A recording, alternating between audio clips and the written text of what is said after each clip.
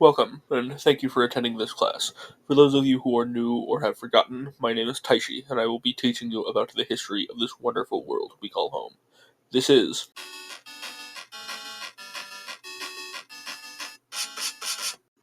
Today's lesson will focus on the Darnik Kingdom and the many landmarks that are scattered around its land. However, before that, we should talk about the broader facts of the continent. To begin, the whole of the continent is ruled over by one royal family that united the kingdom together soon after the deaths of the three greater dragons, Bahamut, Sardior, and Tiamat. Next, I want to mention that despite being the closest continent to Astronaut, the kingdom which has progressed the farthest technologically, the Darnik Kingdom is stuck in a time from before the Spellwrought Plague.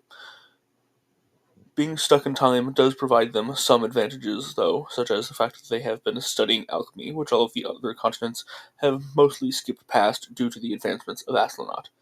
As such, they have an ever so slight edge when combating another continent, should the day ever come when it is necessary. The first landmark we will cover today is the ancient abyss is less of a landmark and more of a well-known location, as no one is using it to guide themselves because of its location atop a cliff at the edge of the continent, along with the fact that it is inhabited and guarded by some of the most ferocious creatures on all Jeor'n-Dith. Atop this cliff sits a castle where a kobold warlord named Kirgiz resides. He was previously insane and attempted to burn the castle to the ground. However, he was unable to completely burn it down as it is predominantly made of stone. However, most of the historical records, be that books, paintings, tapestries, and other extremely flammable objects that could hold records of the past, did catch fire and burn.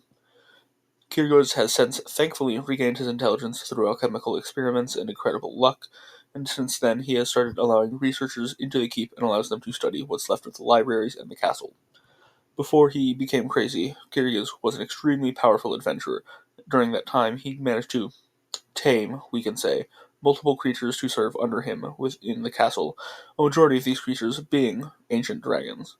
However, the dragons are not the most impressive parts of this castle, nor is it Kyrgyz, one of the strongest adventurers of all time, but rather it is the last remaining elder tree from the second reawakening of elder trees, which happened in Fodwex, not the Darnik Kingdom. While we were told his name is Moranti, he has since passed the current day, and now stands as the true landmark of the ancient abyss, as the branches alone cast a shadow of pure darkness for miles. Our next topic is the location of the Gloomspire chambers or catacombs where the monarchs of the Darnik Kingdom from the distant past were buried. Occasionally, these corpses would be mysteriously reanimated and cause large swaths of trouble for the people of this kingdom, as they were buried with powerful artifacts that they used in life, and would thus use them once again in death to terrorize the kingdom that they once ruled.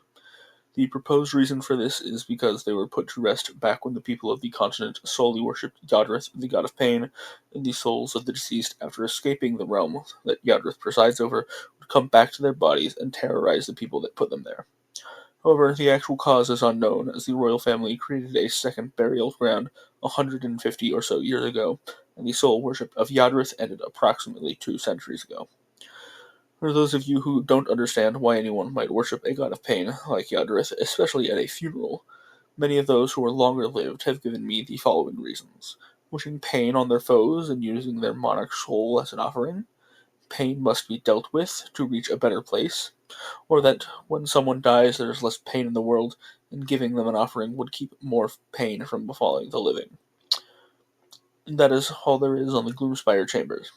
Next, we will cover the abandoned Rosewood Manor was previously inhabited by the Rosewood family, extremely powerful ecomancers that enchanted their house to protect themselves while they were there, and to keep invaders out while they weren't.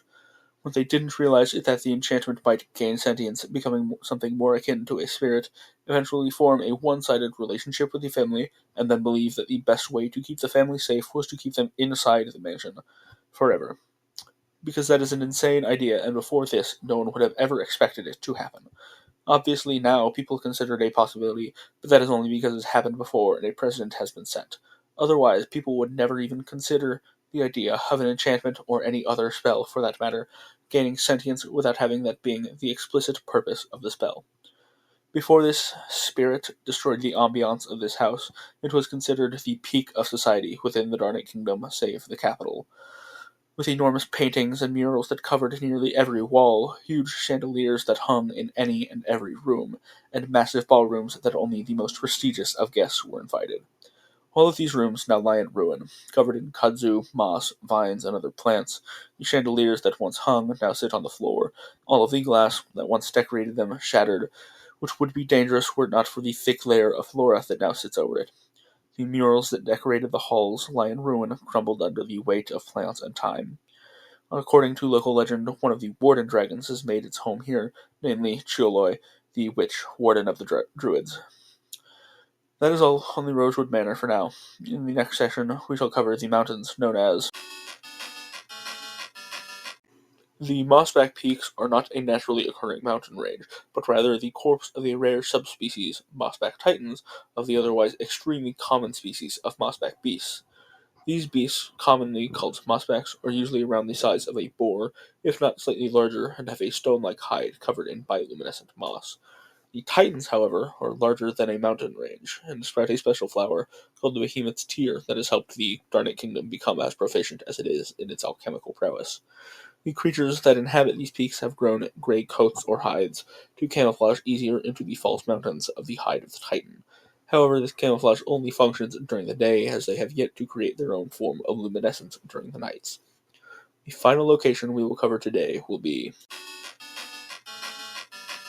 The Darnik Colossus is a statue of Darnik Ironheel, the first king of the Darnik kingdom, who wields a sword pointed straight up, piercing the clouds, with some clouds even perpetually circling the sword, showing that it is far more than just an enormous statue. There are many different theories onto what the statue truly is, some of which are the idea that the statue might be an automaton that will be used to defend the kingdom when the time comes, the possibility that deep within the heart of the Colossus is an ancient artifact of unknown and likely immense power, or perhaps that there have simply been enchantments cast upon it to keep evil spirits out of the kingdom. This statue is carved from a large piece of stone that was enlarged even after being carved. The people of the Darnik kingdom worship the statue as if it were the idol of a god, which is possible, however, highly unlikely, as very few people have ever gained the honor of ascending to the title of god. This ends our lesson on the Darnik kingdom. Thank you once again for attending this lecture, and for those who care, the next lesson shall cover the intricacies of East Torin. I hope to see you then. Can't stop, won't stop, running to the bag. You losing, I've been running, shit, know I can come and last. Can't stop, won't stop, running to the bag. I've been working too long, no, there ain't no time for naps. Can't stop, won't stop, running to the bag. I ain't waiting for a handout.